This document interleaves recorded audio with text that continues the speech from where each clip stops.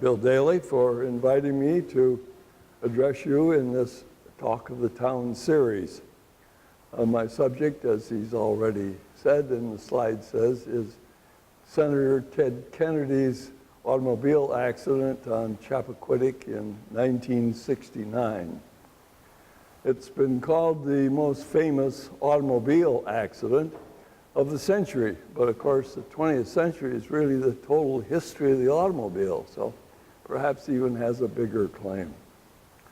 You probably all remember the incident, and you probably remember it as a cover-up, and a successful cover-up. My book that I base this talk on was written, I should answer Bill's question as to how I went about it. I simply had finished writing a biography of a grandfather and was looking around for something to research. I had heard a rumor about the possible situation in this accident and decided to explore it as just an intellectual topic with no guarantee I was going to write a book. As it turned out, I found plenty of justification in publications of that time to justify writing a book. And I'll tell you just the point during the talk at which I decided I had to write a book. Well, the incident was brought about by the Edgartown Yacht Club holding its annual regatta in Edgartown. Ted Kennedy had sailed in that regatta for many years with his close cousin, Joe Gargan. And he asked Joe to arrange a private cottage so they could have a party each night of the 3-day regatta. I should go into some detail about Joe Gargan. I call him a close cousin, and he was very close to Ted Kennedy. He had lost his mother as a child and his father as a teenager, and the Kennedy family took over his education and saw him through law school. He thus was in great debt to the Kennedys and was very close to Ted Kennedy and basically would do anything for him. And he did a whole variety of chores during his election campaigns and at other times. So Joe arranged a cottage on Chappaquiddick, and I should bring up a map of Chappaquiddick here that we can talk about. Chappaquiddick is at the eastern end of Martha's Vineyard, I'm sure you all know. It is normally attached to Martha's Vineyard by this beach right along here called Norton Point Beach. But at that point in time, a storm had broken through there and hadn't yet healed up. That happens periodically. It happened again in 2007 and just healed a year ago. So at that particular time in history, Chappaquiddick was a really separate island. It was access to Martha's Vineyard was by a ferry that went across this channel at the entrance to Edgartown Harbor. It's called the On-Time Ferry. This is Edgartown Center, and another part of Edgartown was Katama down here. Chappaquiddick then was not very developed, and it still is not. There are few roads. The main one is called Chappaquiddick Road and retains its name as it bends on this sharp curve right here. It is paved on both those sections. Over here is Dyke Road. This intersection with Dyke Road became famous that night. Dyke Road leads down to a dike that at one time sealed off Pucha Pond, but then was broken to allow tidal flushing again, and a bridge built over the break in the dike.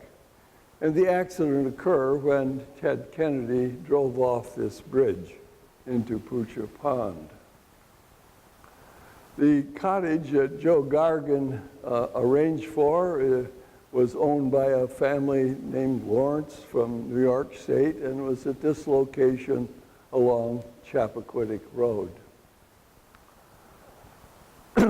Well, the regatta began on Friday, July 18th, 1969, with a race that afternoon.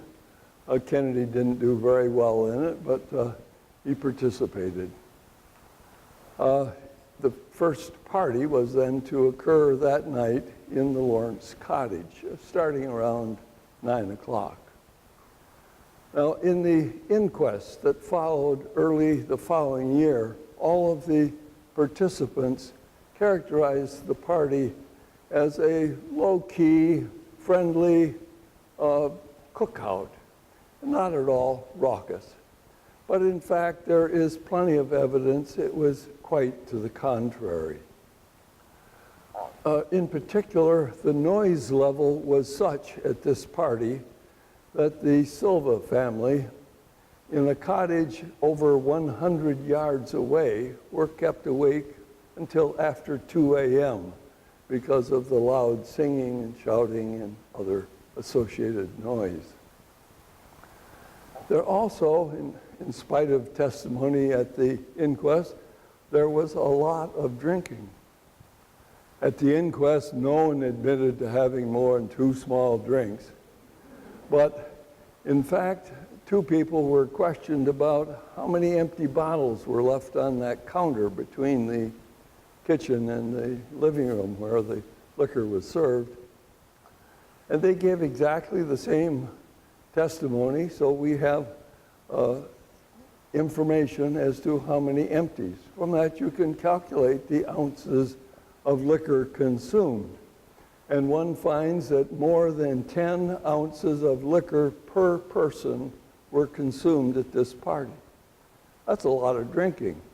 And of course, some people drank more. Kennedy was known, for example, to at times get into heavy drinking.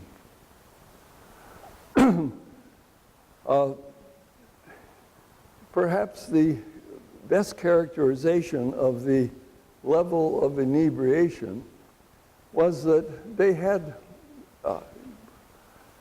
reservations on Martha's Vineyard for the night. 4 of the men had reservations in Edgartown Center at the Shire Town Inn. 2 of the men were to stay at the Lawrence Cottage. The 6 young ladies at the party had reservations at the Katama Shores Motor Inn. None of them, other than Kennedy, ever got back to Chappaquiddick that night. They seemed to be in a sort of a joyful haze and simply forgot that the ferry stopped its operation at midnight, and none of them attempted to even get on the ferry by that time. They also knew that you could have a late transit by calling on a telephone at the ferry shed at any time of the night. The ferry operator was required by law to furnish transits at any time, of course at an extra premium.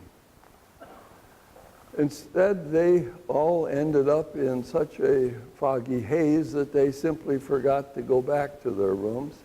They ended up finally after 2 a.m. stretching out on the couches and the floor or the front seat of a car. There were 12 people at this party, 6 young women and 6 men. The 6 young women were all in their 20s. They were all unmarried. They had all worked together in the campaign headquarters of Bobby Kennedy, Ted's brother, the previous year when he was running for the Democratic nomination to president. And it was a high-pressure job. The campaign headquarters was referred to as the boiler room. So these 6 young ladies soon were tabbed in the newspaper as the boiler room girls. They had actually been invited up to Ted's home in Hyannisport the previous summer to help them to adjust to their grief. They had bonded tightly together in their work, and with the assassination of Bobby in June of 1968, they were even more tightly bonded in their grief. Ted invited them up to his place for a weekend of sailing and socializing as a help for their readjustment. And of course, Ted needed a lot of readjustment in his grief that summer. So in a sense, this was a reprise party for those 6 young women. The 6 men were older, 40-ish, except for one. One of them was Kennedy's chauffeur, Jack Crimmins. He was around 60 and a bachelor. The other 5 were married. Their wives did not attend this party. Ted's wife, Joan, was at that time pregnant and having had a miscarriage in the past, was being very careful staying home.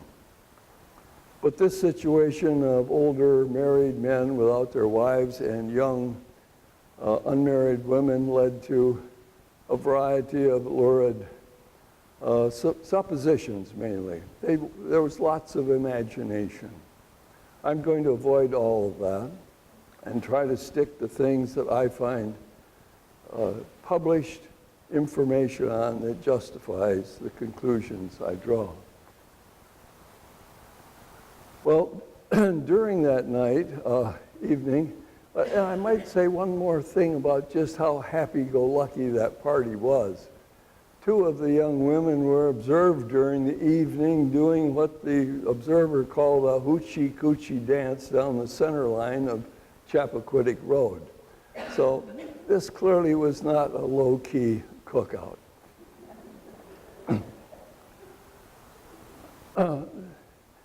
During the evening, Ted Kennedy, with one of these young ladies, went to his car and drove off for purposes we needn't really try to imagine. Unbeknownst to them, and I emphasize that, Mary Jo Kopechne had realized that she had had a little too much to drink, more than she usually did. She was a very careful social drinker, but either the special nature of the party with a famous senator in a lovely island led her to overdrink that night, or whether, as there are indications, there were tensions in her love life, she may have sought the relaxation of an extra drink. She felt she had had too much, and she left the party unobtrusively, and she climbed into the back seat of Ted's commodious Olds 88 car and passed out on the back seat. I'll give you the justification for that in a minute. Ted Kennedy, later that evening, with one of the other boiler room girls, got into the car to drive away. They did not see Mary Jo Kopechne in the rear seat. Unusual? Yes, but let's stop to think about it. First of all, they had done a lot of drinking. And I think any of you realize that if you have had quite a bit to drink, you have to focus on what you are doing. You're not just open to all perceptions of everything around you. You're focused on what you must control yourself doing. So they wouldn't necessarily be examining the back seat. Furthermore, it was a dark night. The moon had set at 10:30, 2 hours earlier. There's no city skylight, of course, on Martha's Vineyard. There was one lone light bulb near the cottage that would cast some light toward the car through the windshield, but would leave the back seat in a complete shadow. And they did not see her there. Well, they drove off. Ted Kennedy claimed that it was about 11:15 in his police statement, which he didn't give until the following morning around 10 o'clock in the morning. He said he left at a time to catch the ferry back to Edgartown because he just wanted to turn in early, according to his story. Well, even that simple thing came into controversy quickly when it was understood that he had never even said goodnight to any of his guests. And even more definitive was that the person he claimed to be in the car that he knew about was Mary Jo Kopechne. In his story, he placed her as his companion in the front seat in his police statement. Now, Mary Jo Kopechne wasn't turning in for the night. She left her purse at the cottage with the key to her room. And she didn't mention anything to her roommate. She clearly was not intending on turning in. Well, Ted said he drove up Chappaquiddick Road to the intersection with Dyke Road and then mistakenly turned right rather than left. Well, those that are familiar with that intersection found that hard to believe. The pavement makes a sharp and slightly banked turn to the left as you're going north and then westward toward the ferry slip. To turn right, you immediately leave the pavement and go on to a gravel and sand road that is even sort of washboardy. You can't avoid noticing where you have gone. And he had been on both of those roads earlier that afternoon when they went swimming. So everyone found it a little difficult to believe it was simply a wrong turn. Furthermore, it turns out his turn onto Dyke Road was observed by no less than the Deputy Sheriff, Huck Look. Huck had been hired by the Edgartown Yacht Club to just be a presence of police near the entrance of the yacht club that night to see to it there was no disorderly affairs when they had their initial party and dance of Regatta Weekend. He was contracted to work until 12:30 that night. And at 12:30, he promptly left the yacht club and was taken by a launch of the club across the neck of the harbor to the ferry slip on Chappaquiddick, where his car was. And he drove to his summer residence. As Huck Look was turning south at this intersection right here, his front headlights scanned a large, dark car that he saw a man driving and a woman in the front seat. As he completed his turn, he noticed that that car went straight ahead onto a little stub of a road often called Cemetery Road and stopped. He, thinking that perhaps they were lost or in need of help, like any good lawman, pulled over to the side and walked back toward the car to offer his assistance. As he got in view of the car, of course he was in uniform, suddenly the car backed up as if it didn't want to deal with an officer, backed up quickly and then roared off down Dyke Road in a cloud of dust. And from the dynamics of the crash, was traveling at least 35 miles an hour as he headed for Dyke Bridge, which is only about a half a mile away. So he went off the bridge less than a minute later after having a woman in the front seat observed. Huck Look also said that it couldn't be a quarter after 11, as Kennedy claimed. It had to be a quarter to 1 that the turn there and the accident occurred. Well, Kennedy, in his police statement the next day, said simply that his car went off the bridge. No more detail. The bridge, as you can see here, has a slight left turn, about 27 degrees. And Kennedy's car, from its tracks, showed no deviation to turning left. It went straight off the edge of the bridge, leaving tracks and a gouge in the rub rail.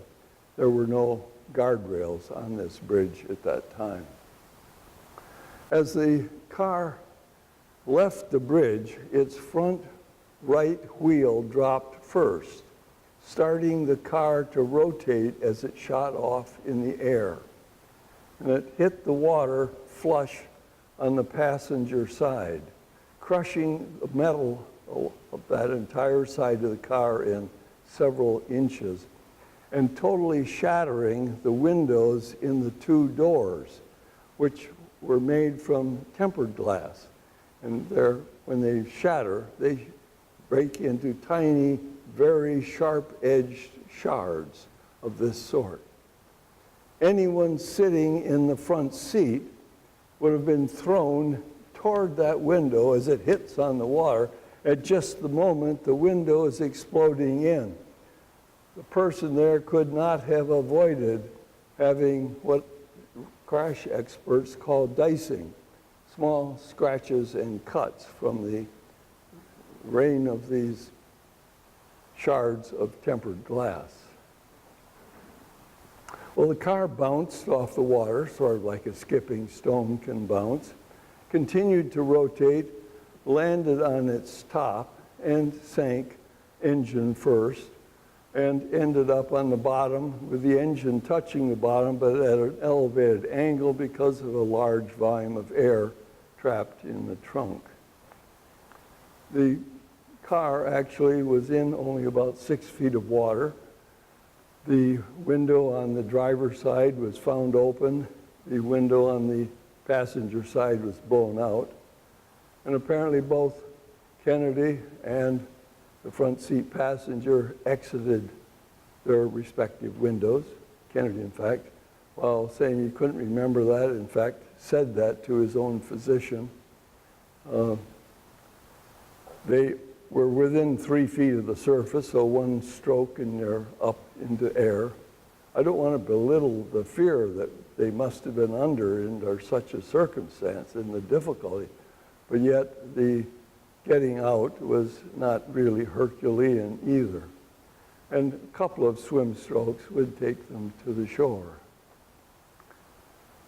Well, they did not know that Mary Jo was in the car. They both thought, we have survived. Well, let's catch our breath and go back toward the cottage. When the wreck was found the next morning by 2 fishermen and the authorities notified, and the water rescue expert, John Farrar, rushed to the scene, wondering, in fact, if a rescue were possible. He dove and found a body already hard with rigor mortis and brought the body up. He then went down a second time to examine the car, knowing that it was a fatal accident, and he should note what gear it's in, whether the lights were on, whether the window was open, and so on. In doing that, he found a woman's purse in the front seat, a flowered, uniquely shaped purse.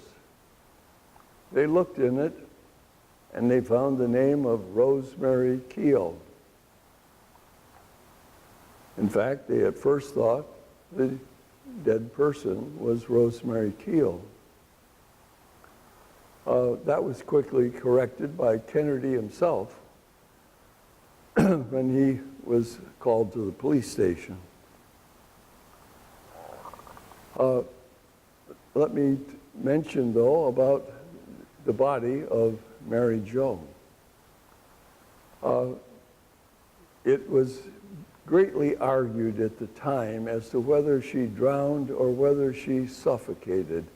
Her body was found in the overturned car, gripping the edge of the seat, and with her head tilted back, with her nose as close to the floor of the car, since it's overturned, into the footwell where the last bubble of air would have been.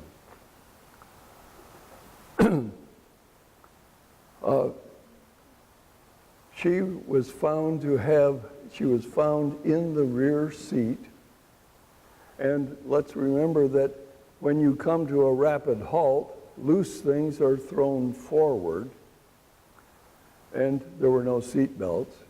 So no person, as your car came to a stop, is going to be thrown from the front seat to the back seat. But even more definitive that she was always in the back seat is the fact she had no injuries of any sort. None of this dicing of the face that had to have happened to the front seat companion. She had no cuts, no scratches, no bruises, no broken bones, no injuries of any sort. Mary Jo Chappaquiddick was in the back seat at the time of the accident, and a woman had been seen in the front seat less than a minute before the accident. That information was known within days, and that really says there were two women in the car, and it's worth exploring further. Now, Rosemary was asked about this purse. How did her purse get in the car? Well, she said, I went on an errand in that car back about 9 o'clock in the evening with Charles Treader, one of the other guests. We went back to Edgartown to get a radio for the party. At about 9 p.m., when it's already dark, the sun has set by almost a half an hour. Well, let's think about that alibi. Chief of Police Arena accepted it and let it go. The questioning at the inquest was minimal and not probing. So let us think about it. Let's say that she did forget it and leave it there, and that one of the other of the 5 boiler room girls got in the car. Well, they would have known each other so well, they would have said, oh, here's Rosemary's purse. Let me take it into her. Especially if they really were leaving for the evening. Only if Rosemary herself got back in the car would it have stayed there. But it turns out there's even published information, an interview of the neighbor, Dodie Silva, by a reporter that seems to indicate she never went on that errand. Dodie Silva told this reporter that she saw a car and driver go by at 9 o'clock, which was the same car and driver that she saw go past at 8 o'clock, and that she recognized that car from the following morning as Kennedy's car. She recognized the driver as he passed at 9 o'clock in the evening haze. She saw him clearly enough to be sure it was the same driver that went by at 8 o'clock, when in fact there was testimony that Treader had gone back on an earlier errand to Edgartown to pick up ice and mixes and cigarettes and so on for the party. Now, had there been a person sitting in the passenger seat, that person would have blocked Dodie Silva's view of the driver and prevented such definitive identification of the driver, and certainly would have led her to notice the person and say there was a passenger. but she made no mention of a passenger in the car. So all of this tends to point towards the second woman in the car, in the front seat, as being Rosemary Keel. We'll come back to more evidence in a little bit. I should trace Kennedy's behavior that night. As he walked away from the accident scene, his whole thought process was, golly sakes, I'm up for election next year. They're talking about me for the presidency in '72. I can't have articles that I'm out with a young unmarried woman on Chappaquiddick when my wife, pregnant, is at home. He wanted to avoid all connection to the accident. And he knew how to do it. He would ask his close cousin, Joe Gargan, to say that he had been the lone driver in the car that night and had had the accident, and since it was late at night, he wouldn't need to report the accident till the following morning. Now, that was published twice, first in Jack Anderson's column, and later by the Boston Globe Spotlight team, in each case being attributed to reliable sources who wish to remain anonymous. So there is evidence that Joe Gargan agreed to this, because at this point in time, the accident was regarded as a one-car, unobserved, no-injury automobile accident. So Kennedy, when he got back to the cottage, asked Gargan and Paul Markham, one of the other attendees at the party, to take him back to the ferry slip so he could get to Edgartown. And he was insistent, I need to go to Edgartown. I want to go to Edgartown. They had another car at the cottage, a white Plymouth Valiant, and they drove him up Chappaquiddick Road and over to the ferry slip. His police report did not say how he got across the channel. The ferry had stopped running and he didn't want to be seen. He later, in a television address, claimed to have swum the channel. But he mentioned the tide effects, which was absolutely opposite to what it was at the time he swam, so that part of the story seems doubtful also. They probably found a skiff on the shore and took him across to the lighthouse point there, which is a Rolney point where he could land unobtrusively and make his way back to the hotel. He made a point of being seen by the manager of the hotel and asked him the time, saying he had lost his watch. And the hotel manager said it was 2:25 in the morning. So Kennedy went to bed thinking he was home free. He had avoided all connection to the accident. He got up the next morning, got a paper, made a phone call, came back to his room and bumped into the people in the next room over, Paul Richards and his wife Marilyn. Richards had actually come in first in that Friday afternoon race. And so they sat down on a bench outside their rooms on a deck, chatting away. By the testimony, Kennedy was his usual relaxed, amiable self. He had no worries at this point. Then, suddenly, Gargan and Markham rushed up on the deck. In the words of the Richards, they were soaking wet, and asked to talk to Kennedy in the room, and loud talking ensued. Why were they there? Well, the previous night, when they let Kennedy off at the ferry slip, Kennedy specifically, and there was testimony to this effect, asked them not to mention that there was an accident yet. They wanted to work the details out before making it public. So don't admit to the people at the cottage that there was any accident.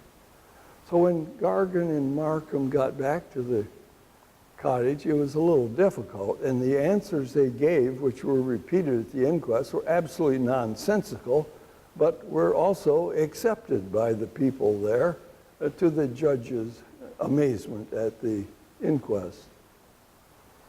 But when they came back to the cottage, they learned a second thing had happened. Mary Jo Kopechne was missing. They knew nothing about that. But they had time to think about it before they went to look at the accident scene the next morning in order to write a police report by Gargan. They were thinking, I'm sure, well, we have two peculiar happenings, an auto accident, a disappearing person that happened in a short time, in a small group, in an isolated situation. Maybe they're related.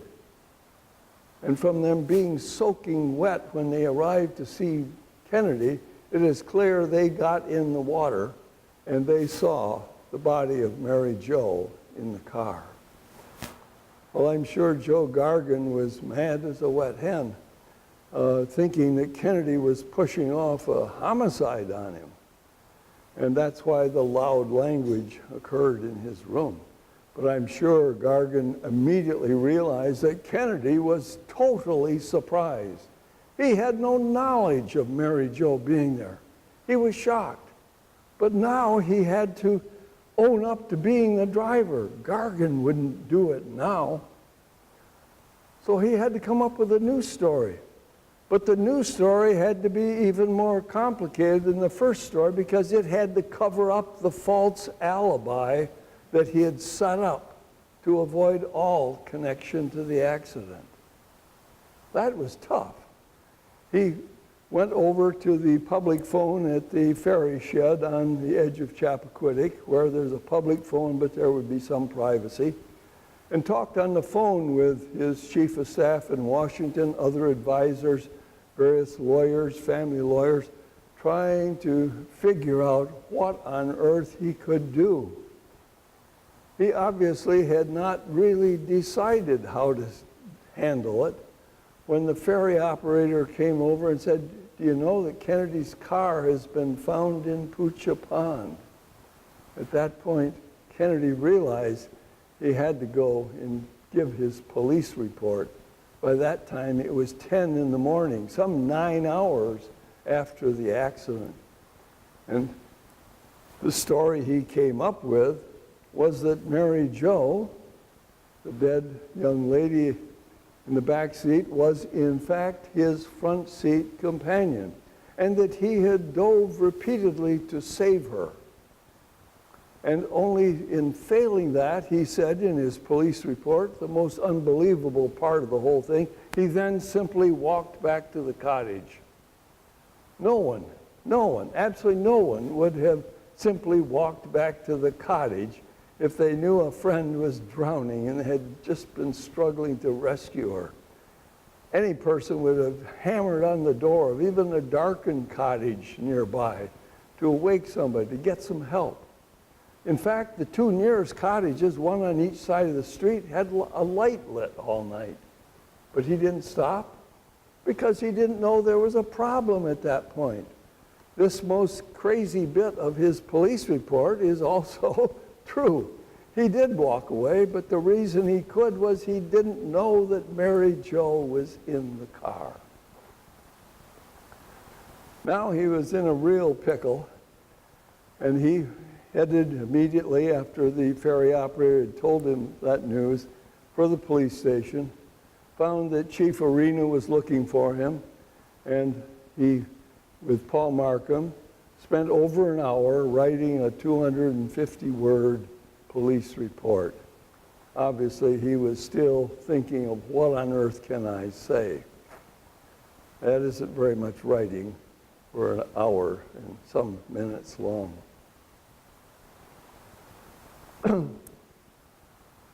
Well,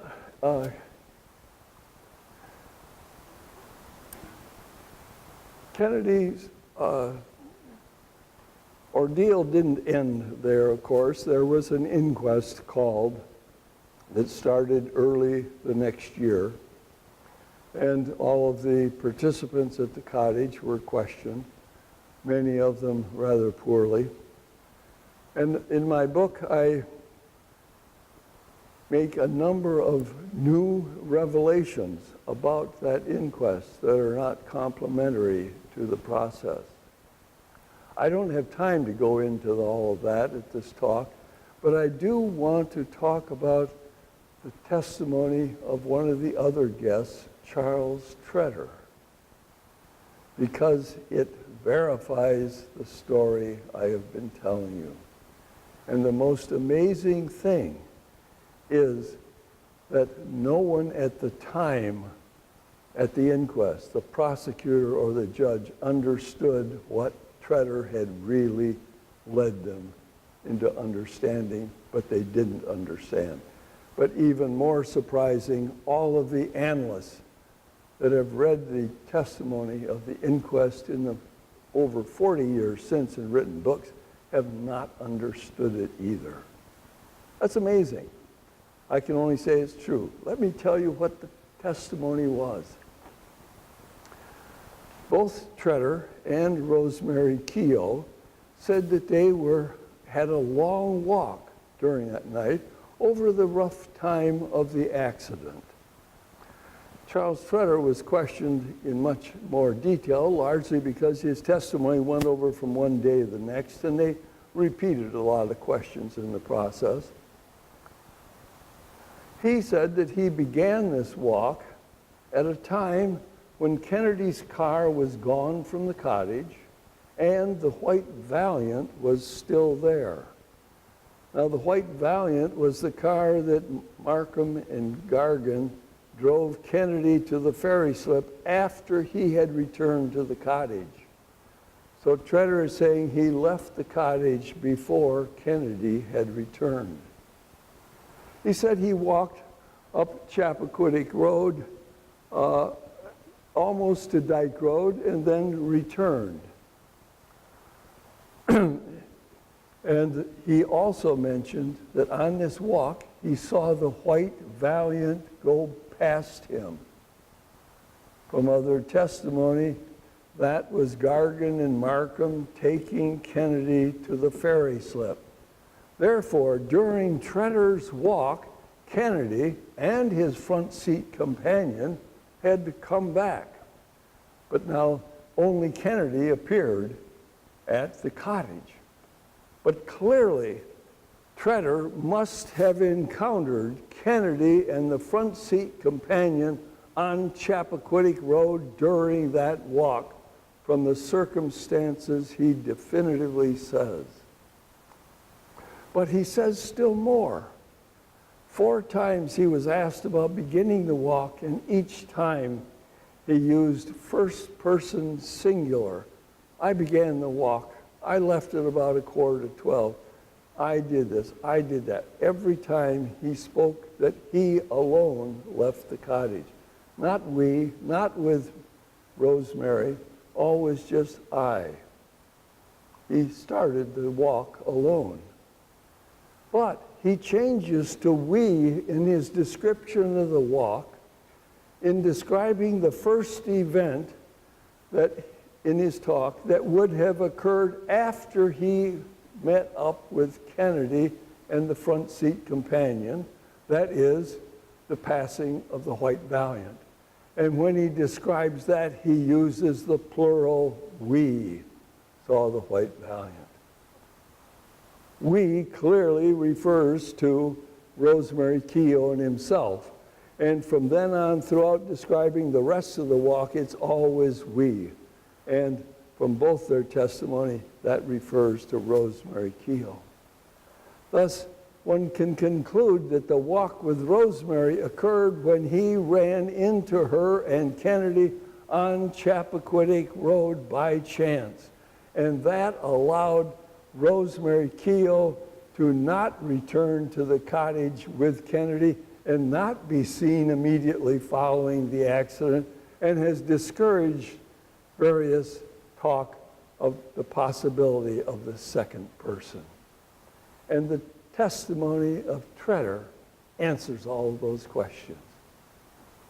Well, one last remark before questions. I have an epilogue in the book, and it goes into what Rosemary Keogh said later. She was a good, close friend of Mary Jo, and for a variety of reasons, you can sort of feel that she's always wanted the story told. But all of the people at the party were basically sworn to not comment to the press. So they've all been silent in the over 40 years since, except for one statement that Rosemary Keogh made. On the first anniversary of the accident, she went to Mary Jo's grave in Pennsylvania with a basket of flowers. And at that time, she was quoted as saying, "My friend Mary Jo just happened to be in the wrong car at the wrong time with the wrong people," plural. She's saying that she knows that Rosemary was in the car with more than Kennedy. He was in there with people. She knows it because she was the other person. But she says still more in that statement. She said she just happened to be in the car. Well, she just happened to be there because she went there to sleep off too much to drink. She didn't intend on taking any ride with Kennedy. She would just happen to be there, unfortunately. Now, these weren't inadvertent remarks or words used by Rosemary, because on the 5th anniversary of the accident, the Boston Globe Spotlight team reinvestigated the accident. And they wrote several articles, multi-page long. At first, Rosemary agreed she would be interviewed at last, and then she backed away. But she did, when backing away, make that same statement to the Boston Globe Spotlight team, and it was printed again in the Boston paper. Mary Jo just happened to be in the wrong car at the wrong time with the wrong people. I think we have solved the Kennedy accident.